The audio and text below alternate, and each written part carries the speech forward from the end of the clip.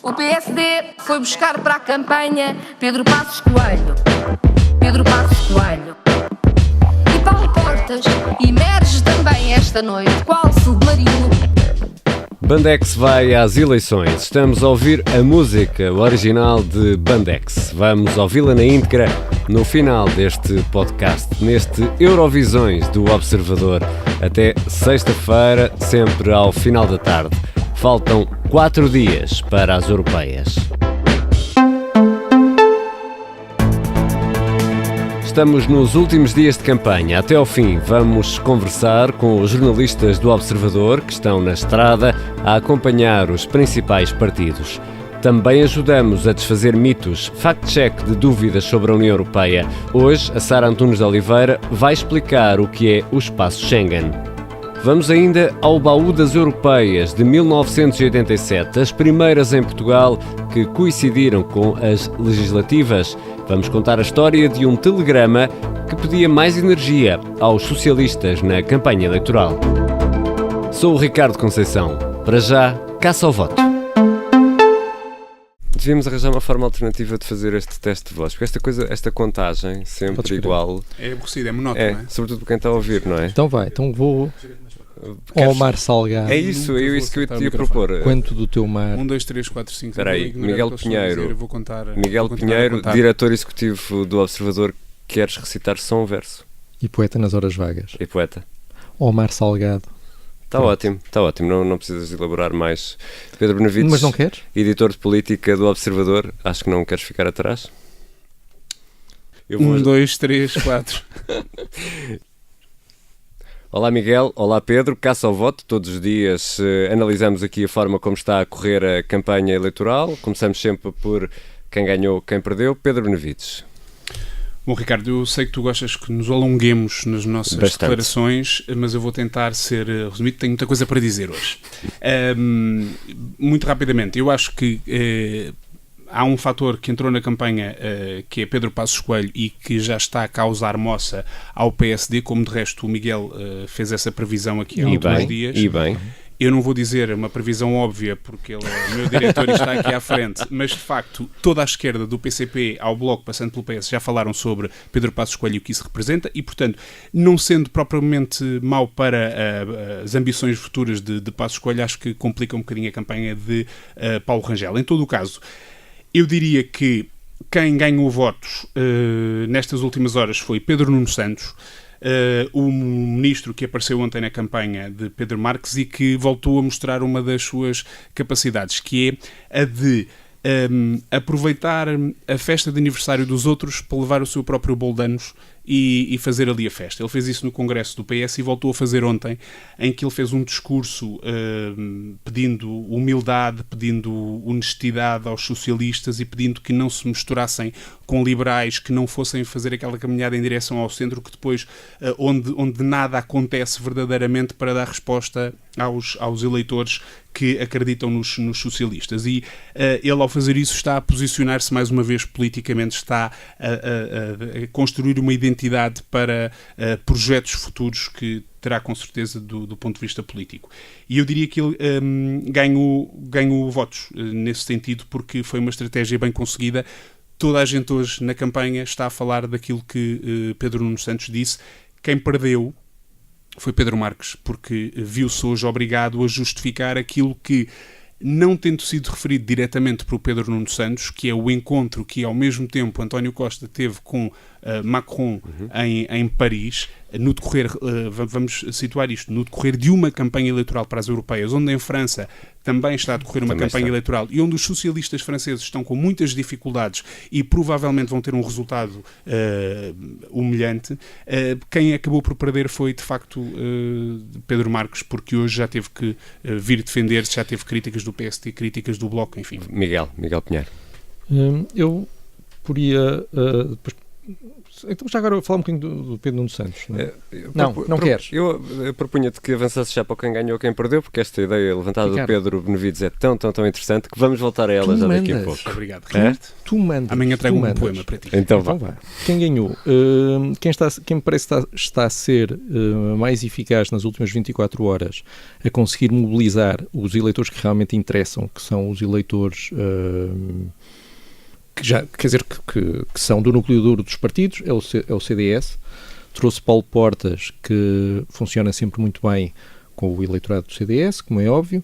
Tentou até alargar um bocadinho e provocar um bocadinho o PSD, apelando não apenas à direita, como tem feito Nuno Melo, mas também ao campo não socialista, que é assim uma coisa mais vaga e que supostamente é para chegar às pessoas do PSD que estão desiludidas com Rui Rio. E Nuno Melo tem feito uma coisa muito eficaz, que é muito dirigida aos instintos, mas muito eficaz, que é bater no Bloco de Esquerda. O Bloco de Esquerda provoca urticária aos eleitores do CDS, muito mais do que o PC. Os eleitores do CDS têm um respeito ancestral pelo CDS, pelo PC. Nem vale a pena lembrar a célebre entrevista que Paulo Portas, enquanto diretor do Independente, ou diretor adjunto de defesa Álvaro Cunhal, que o tratava como um membro da nobreza política e tudo mais. Portanto, tem um respeito institucional pelo PC que não tem pelo Bloco, não é? O Bloco provoca realmente reações epidérmicas no eleitorado do CDS, e a aposta de Nuno Melo é que essa reação seja tão grande que leve as pessoas a irem votar no domingo, para não passarem a vergonha de ter o Bloco à frente do CDS. E ele hoje, na campanha, foi exatamente o discurso dele, foi precisamente contra o Bloco, representa tudo o que ele acha que é deplorável na política. Portanto, acho que isso é ainda mais eficaz do ponto de vista puramente de levar as pessoas a votar, não é? É muito mais eficaz até do que aquela coisa mais vaga de somos o único partido de direita. Acho que esta coisa de capitalizar a antipatia profunda que existe no eleitorado do CDS contra o Bloco é eficaz. Quem perdeu, eu aqui aponto para Rui Rio, que ontem aproveitou o tempo de antena que tinha num comício do PST para se queixar de jornalistas, para se queixar da RTP por causa das sondagens. É, infelizmente, um hábito em Rui Rio, não é? Ele passou todos os seus anos na Câmara do Porto em guerra com os jornais da cidade, mas um político que queira ser respeitado e queira ser respeitável não se pode comportar desta maneira. Por cima com um argumento absurdo. Absurdo. A RTP anunciou através de uma sondagem que quem ganharia era o PS. Eu não sei em que planeta é que ele andou a viver nos últimos anos, mas é assim que se E é recorrente no caso dele, não é? Não, mas eu acho que o Rio tem uma boa solução. Ele agora, o Rodrigo Gonçalves, esse grande cacique lisboeta que o apoiou na corrida interna e que ele contratou para a sede do PSD, teve que sair debaixo de uma nuvem de vergonha por ter, supostamente, andado a inventar perfis falsos. Mas imagino que se o Rui Rio o despediu, por alguma razão foi. Portanto, se ele perdeu o emprego ali, eu acho que o Rui Rio pode tentar arranjar-lhe um emprego na RTP, a fazer os títulos das sondagens, e acho que assim o mundo ficará maravilhoso. Vamos pegar aqui em algumas pistas que o Pedro há pouco deixou na primeira intervenção sobre o discurso de Pedro Nuno Santos, sobre a ida de António Costa à Europa. Esteve em França, esteve em Paris, com Macron. Estamos a falar de dois discursos diferentes, estamos a falar aqui de duas perspectivas diferentes, com dois futuros diferentes? Eu acho que o problema é que é exatamente isso. Estamos a caçar votos em dois planos diferentes. O plano interno, onde o PS tem uma narrativa, embora uma narrativa um bocadinho mais ao centro do que já foi, e isso obviamente tem tido reações dos parceiros de esquerda. Por outro lado, esta mini turnê que António Costa fez tem um objetivo, é que, para além dos cargos que vão ter de ser ocupados no Parlamento Europeu, há uma série de cargos de topo nas instituições europeias, onde os países, obviamente, também para jogar a sua influência, vão querer ocupar alguns deles e vão querer, pelo menos, influenciar a escolha de alguns deles. Nós sabemos que António Costa tem, uma ambição mais ou menos assumida de pôr Pedro Marques como Comissário Europeu numa pasta muito importante, que tem a ver com os fundos estruturais. É uma pasta onde há muito dinheiro, há muita influência, há muito poder. Por outro lado, António Costa tem um capital que é raro entre os socialistas da Europa, que é um Primeiro-Ministro em exercício de funções, que tem a a probabilidade de vir a ganhar eleições legislativas e que seguramente nestas europeias terá um resultado claramente acima daquilo que será a média dos socialistas europeus. O Partido Socialista Europeu vai ter um resultado bastante fraco nestas europeias e, portanto, isso dá-lhe um capital e é isso que ele está a tentar fazer. Este encontro com os liberais, esta proposta de aliança com os liberais, embora do ponto de vista doutrinário eles não tenham muito a ver necessariamente, tem a ver com isso, é uma espécie de, digamos, para simplificar, de geringonça ao contrário, uma geringonça pôr os socialistas a trabalhar com outras forças políticas na Europa para conseguir, por exemplo, até nomear o Presidente da Comissão Europeia, que toda a gente diz que será do PPE, vamos ver se será assim. Miguel Pinheiro, é possível ganhar em duas frentes? É possível ter este discurso assim um pouco... Eu não interpreto assim. Na minha cabeça, Pedro Nuno Santos não foi fazer um discurso de campanha para estas europeias. Ele foi fazer um discurso de campanha para o seu futuro no PS. Não ouviste o que eu disse, tens de estar atento. Tinhas dito isso? Desculpa lá que não, ele apenas a responder a mails. Então eu vou voltar ao início. Concordo sempre que tu és uma pessoa ocupada. Isso sim. Acho que é uma boa frase para começar todas as intervenções. Concordo com o Pedro Benevides. Concordamos sempre.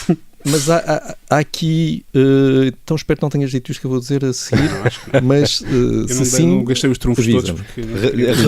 Reforça, por favor. Esta ala esquerda do PS às vezes tem coisas um bocadinho irritantes, além de Pedro Nuno Santos, sobre quem o Pedro já disse tudo o que havia a dizer.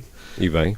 Tinha mais, mas não tenho tempo que o Ricardo não deixa. Também falou Ana Catarina Mendes, que voltou outra vez a falar com grande indignação sobre a Troika. Aliás, temos vindo a perceber o regresso desta conversa nos últimos dias, que aliás também já contaminou de alguma forma o PSD. E eu só queria dizer uma coisa muito, muito, muito curtinha, que há uns anos nós fomos à falência. E quem nos emprestou dinheiro foi a Troika. Podemos discutir depois as condições, as não condições, seja o que for. Nós não tínhamos dinheiro para viver. E quem nos emprestou dinheiro foram aquelas pessoas. E eu aprecio muito pouco as pessoas que têm o hábito de insultar aquelas pessoas que nos emprestam dinheiro quando nós estamos num buraco. E por isso, se a Ana Catarina Mendes quer agora voltar a discutir a Troika e o que nos levou à Troika, podemos discutir, não é? Podemos discutir e até podemos pedir ajuda a um dos candidatos do PS às eleições europeias, que é Pedro Silva Pereira, braço direito de José Sócrates, que seguramente terá muita coisa para contar e o PS pode trazê-lo para um lugar de destaque num comício para fazer um discurso só dedicado a isso. Até lá, eu acho que era melhor ter alguma cautela, até porque depois nós vemos Mário Centeno, não me parece muito incomodado quando está nas reuniões com o Eurogrupo, não me parece muito incomodado com estas questões da Troika e da Europa que nos quer vir aqui fazer mal.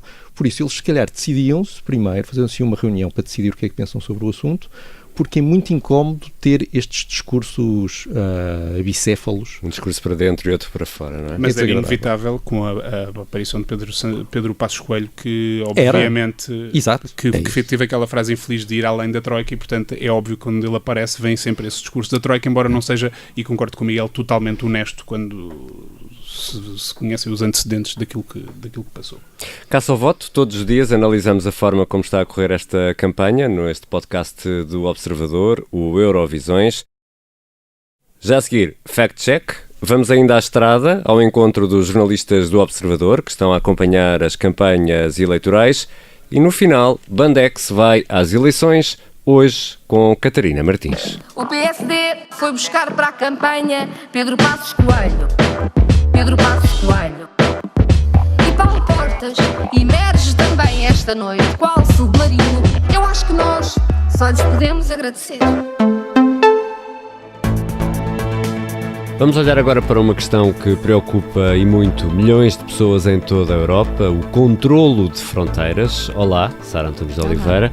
Estamos no espaço Schengen, não há fronteiras internas, mas mantêm-se as externas. Sim, mantêm-se as fronteiras para o exterior, para os países que não fazem parte do espaço Schengen, mantêm-se ativas e vigiadas.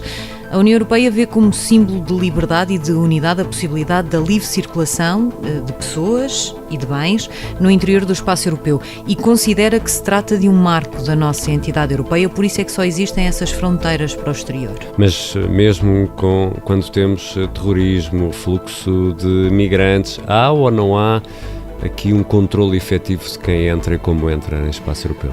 Olha, a União Europeia garante que sim, diz que há verificações rigorosas nas fronteiras externas, como nos aeroportos, por exemplo. A verdade é que a crise dos refugiados fez soar as campainhas de alarme e acicatou sobretudo os extremismos e os populismos. Foi criada uma agência de fronteiras europeias e guarda costeira, e que vai fazer agora a primeira missão fora de território da União Europeia, e foi criado também o Centro de Luta contra o Terrorismo. Eu diria que são claramente mecanismos para lidar com a criminalidade transfronteiriça e para garantir a segurança nos Estados-membros. Há algum número, Sara, que nos permita ter uma noção aproximada de como é que essa vigilância é feita? Há alguns números que parecem traduzir precisamente que isso está a acontecer. São dados oficiais da União Europeia que mostram, por exemplo, que no final de 2017 o sistema de partilha de informações entre as autoridades dos diversos países, e essa partilha é fundamental para a segurança, essa partilha é feita sobretudo nas fronteiras externas, tinha 76 milhões e meio de registros, e quanto a acessos a essa base de dados, estavam registados 5.600 milhões de acessos para 243.818 casos confirmados de ameaças detectadas nas fronteiras externas. Se nós recuarmos a números de 2015, estes eram de 2017, o sistema Schengen permitiu efetuar 25 mil detenções e permitiu reencontrar mais de 12 mil pessoas. Portanto, eu acho que é seguro dizer que estes números mostram que pelo menos algum controle está de facto a ser feito. Já que estamos no controlo, queres tu pôr o carimbo hoje? Para pôr isto direitinho, não é? Este passaporte? Então fica combinado. Hoje olhamos mais em pormenor para as campanhas da CDU, do Bloco de Esquerda e do CDS pelos olhos dos repórteres do Observador que estão na estrada. Alô, Ricardo, estás-me a ouvir bem? Sim, muito bem. Está ótimo. Estás pronto? Força. Ok, vamos então gravar.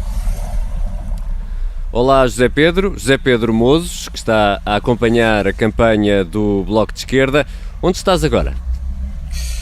Olá, Ricardo. Olha, neste momento estou em Famalicão, onde o Bloco de Esquerda acabou de visitar mais uma feira. E digo mais uma feira porque, ao contrário daquilo que foi a primeira semana, o Bloco tem apostado forte neste tipo de contacto com grandes multidões na segunda semana.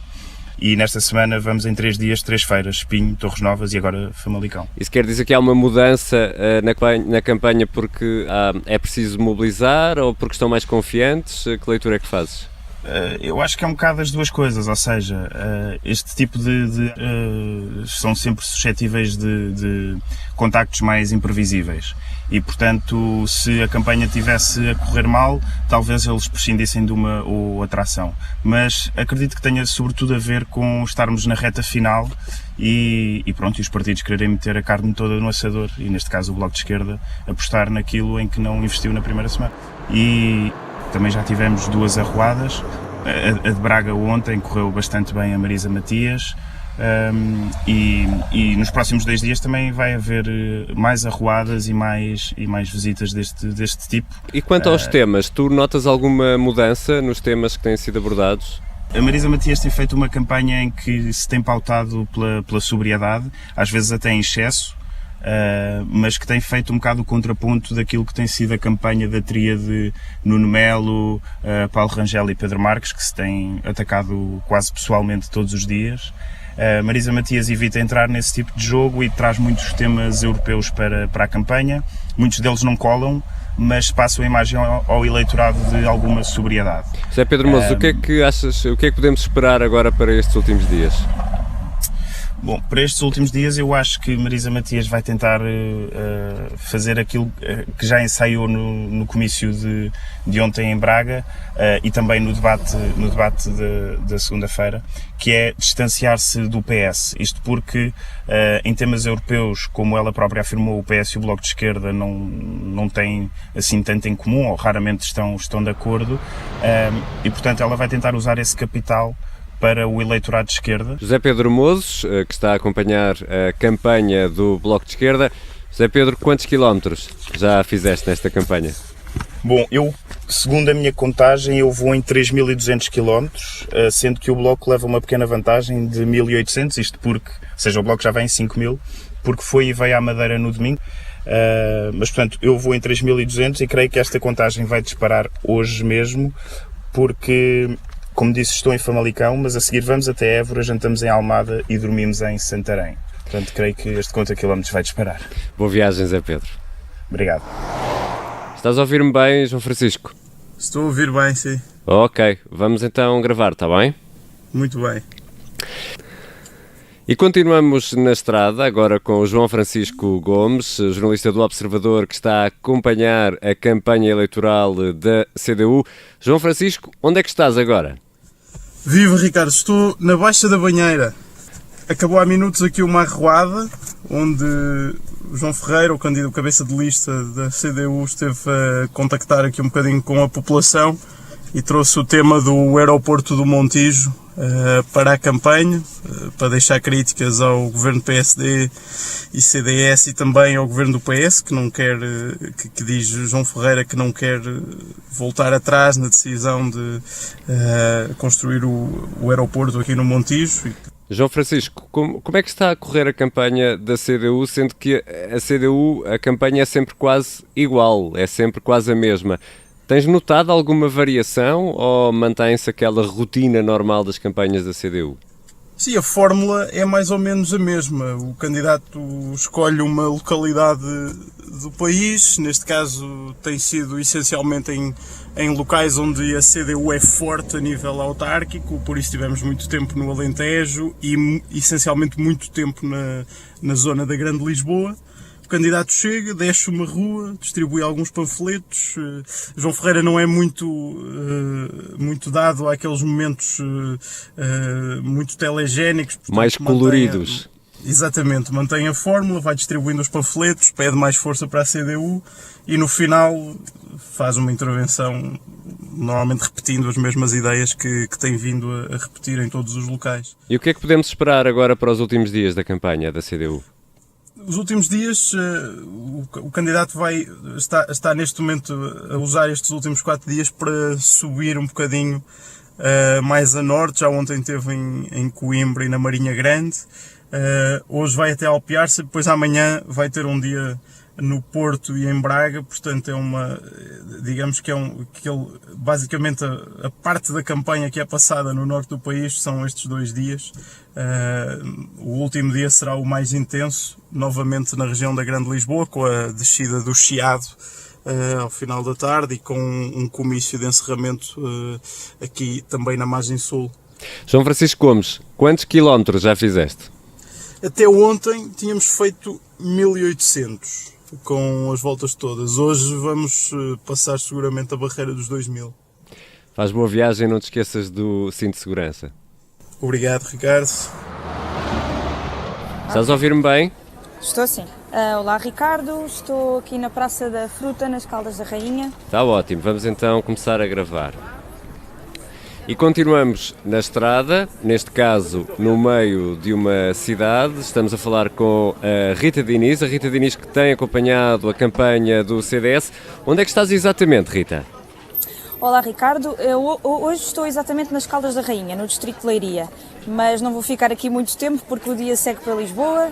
Vamos ter uma mega arruada à tarde que começa na Rua Augusta e depois, curiosamente, o jantar em Alcobaça, outra vez no distrito de Leiria, e vamos dormir a Braga. Portanto, vai ser um dia paradigmático em termos de quilómetros percorridos. E como é que está a correr a campanha? Nas palavras aqui da comitiva do CDS, a campanha está a correr muito bem, dizem que sentem um grande otimismo nas ruas e a verdade é que tem sido notória a sensação de crescendo nesta campanha. Ontem houve um momento alto, que foi em Cascais, com um grande jantar comício. Esteve lá Paulo Portas, o ex-líder do CDS, e deu assim um apoio de peso à candidatura. A mobilização do partido foi muito grande naquele jantar, portanto aquela imagem das bandeiras no ar, dos cânticos, da grande mobilização do partido foi muito notória. E pronto, e é o que se deseja numa campanha para passar a mensagem de que está mobilizada e está confiante. O apelo ao voto tem sido diário, o apelo ao voto no eleitorado da direita, sobretudo, é o que Nuno Melo tem dito mais vezes. Há muito ênfase nessa questão da direita, não é? Do CDS ser a direita, não é? Exatamente, mas é curioso porque Nuno Melo dá um grande ênfase à direita e ao eleitorado da direita, dizendo que que o CDS é a única opção possível para quem é de direita em Portugal. A Associação Cristas também o diz, mas dá sempre ali uma nuance de que o CDS está onde sempre esteve, que é ao centro e ao centro-direita. No discurso de Nuno Melo, a palavra centro não existe, portanto há aqui uma nuance engraçada. E Paulo Portas ontem acabou por dar também aqui um dado novo nesta história da direita ou do centro, ao falar para o eleitorado não socialista, portanto é o eleitorado todo deste espaço político, incluindo o eleitorado do PSD. O que é que podemos agora esperar para estes últimos dias? Bom, para estes últimos dias vai ser o tudo por tudo, muitos quilómetros sobretudo. A campanha do CDS vai apostar muito agora no litoral norte, a partir de Lisboa vai começar a subir, vai hoje para Braga. Depois vai estar no Porto, vai haver uma arruada na Rua de Santa Catarina, como é habitual. Nuno Melo, curiosamente, vai apresentar um livro no Porto. E depois, sexta-feira, termina em Aveiro. Um distrito talismã para o CDS, exatamente, o distrito de Aveiro. Exatamente. Rita, quantos quilómetros já andaste?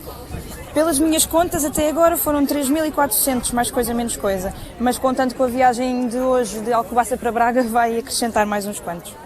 Aproveita para comprar fruta aí na Praça da Fruta, nas Caldas da Rainha, e faz boa viagem, Rita. Obrigada. José Pedro Mozos, com a campanha do Bloco de Esquerda, João Francisco Gomes, a acompanhar a campanha da CDU, e Rita Diniz, a acompanhar a campanha do CDS. Amanhã voltamos à estrada para conferir os ânimos nas caravanas do PSD e do Partido Socialista. Já a seguir, regressamos a 1987, às primeiras eleições europeias em Portugal.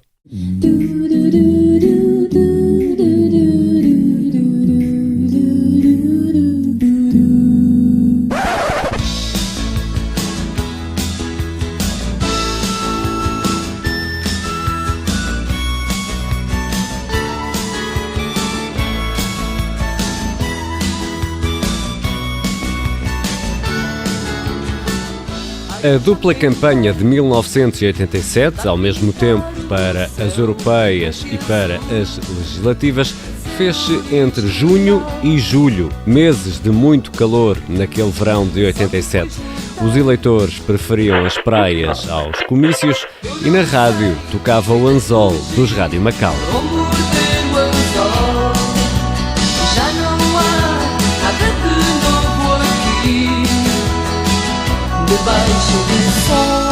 António Ramalhianes chegou a fazer campanha pelo Algarve em t-shirt. Alguns candidatos apelavam ao voto a partir de casa. O problema para o PS era tão grave que, a 3 de junho, o partido enviou um telegrama à delegação do Porto. Lisboa queixava-se do alheamento da esmagadora maioria dos candidatos a deputados nas ações de pré-campanha e campanha eleitoral. O telegrama socialista pedia mais atitude. Francisco Assis, candidato pelo Círculo do Porto, em 1987, ainda na Juventude Socialista, na JS, não se lembra de receber a queixa, mas reconhece que a campanha andava frouxa. Foi uma campanha que correu francamente mal, havia uma grande desmobilização no Partido Socialista, havia essa noção de que o PS ia ganhar, não se previa a maioria absoluta, foi surpreendente no final. Foi uma campanha muito, muito difícil e até diria mesmo muito penosa. Lembro-me perfeitamente, íamos a sítios onde não havia ninguém, os comícios eram pouco participados e havia um mal-estar interno bastante grande. O atual eurodeputado, Francisco Assis, a cumprir o segundo mandato no Parlamento Europeu, admite que a atitude do PS era a de quem já tinha perdido. Era um partido muito desmoralizado, estava a travar essa disputa eleitoral e com resultado muito mau, como depois se pôde observar no final. Mas esse resultado muito mau ia-se percebendo, e portanto não havia grande expectativa, e quando um partido já está derrotado, praticamente tudo corre mal. Uma eleição cheia de problemas, cheia de discussões, de dissensões, de problemas. A 19 de julho confirmou-se a derrota. O PS de Vítor Constâncio sairia das legislativas com pouco menos de 22% dos votos, contra a maioria absoluta de Cavaco Silva pelo PSD. Nas europeias, o PS continuou pelos 22%, o PSD é que caiu para os 37%. Vítor Constâncio deixou a liderança do Partido Socialista em 89, 2 anos depois foi substituído por Jorge Sampaio e Francisco Assis está hoje de saída de Bruxelas. Não foi incluído nas listas do PS às europeias de 2019. O PSD foi buscar para a campanha Pedro Passos Coelho. Pedro Passos Coelho. E Paulo Portas emerge também esta noite, qual submarino. Bandex vai às eleições aqui no Observador todos os dias, até ao final da campanha. O PSD foi buscar para a campanha Pedro Passos Coelho. Pedro Passos Coelho. E Paulo Portas emerge também esta noite, qual submarino. O seu mundo de negócios. Pedro Passos Coelho e Paulo Portas. Pedro Passos Coelho e Paulo Portas. Pedro Passos Coelho e Paulo Portas. Fez uma pausa da moto em Gil para aparecer na campanha do CDS. Para aparecer. E Paulo Portas fez uma pausa da moto em Gil. Fez uma pausa para aparecer. Para aparecer. Eu acho que nós só lhes podemos agradecer. É bom que Pedro Passos Coelho e Paulo Portas apareçam hoje na campanha. Pedro Passos Coelho e Paulo Portas. Pedro Passos Coelho e Paulo Portas. Lembram bem o país como foi importante tirar a direita do poder. Pedro Passos Coelho e Paulo Portas. Tirar a direita do poder. Pedro Passos Coelho e Paulo Portas. Pedro Passos Coelho e Paulo Portas. E Paulo Portas fez uma pausa da moto em Gil para aparecer na campanha do CDS. Eurovisões. Participam neste podcast Nuno Viegas, Sofia Sá, Sara Antunes de Oliveira, Pedro Benevides, Pedro Jorge Castro e Miguel Pinheiro. Sonorização de Diogo Casinha e Beatriz Garcia. Música original de Ergonoise e Bandex. Eu sou o Ricardo Conceição. Até amanhã. Eu acho que nós só lhes podemos agradecer.